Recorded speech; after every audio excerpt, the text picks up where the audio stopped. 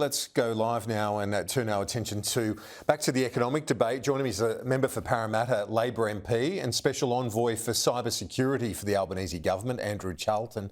Andrew, you're an economist. Tell us, you look at that headline number, the RBA says it's looking through the artificial impact of rebates on energy.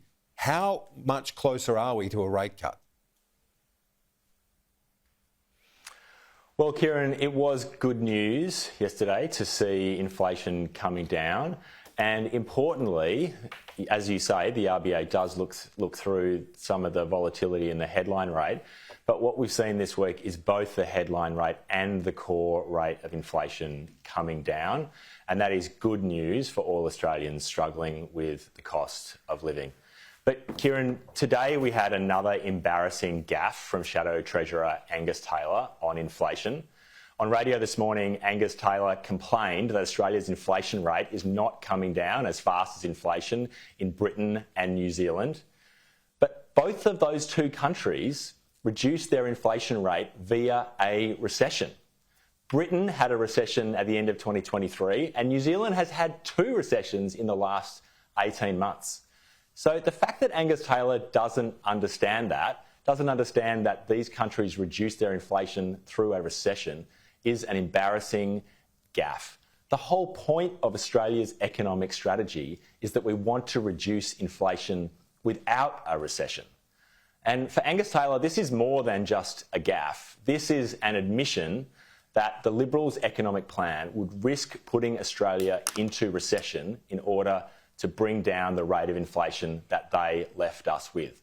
I mean, this is a person who wants to be the Treasurer of Australia, and he doesn't understand that that's our plan. Governor Bullock, though, said on Tuesday, ahead of the number coming out, but said our current forecasts do not see inflation returning sustainably to target until 2026. Do you agree with that assessment? And if so, does that mean no rate cuts for the foreseeable future? Well, what Governor Bullock has outlined is the expectation of the Reserve Bank. What's important here is that we have inflation heading in the right direction. That's what Australians want to see, because if inflation is coming down, it means that they have relief at the supermarket, relief on all of their family bills, and that ultimately will lead to good news on interest rates. So it's good that inflation is coming down. It's come down by a half.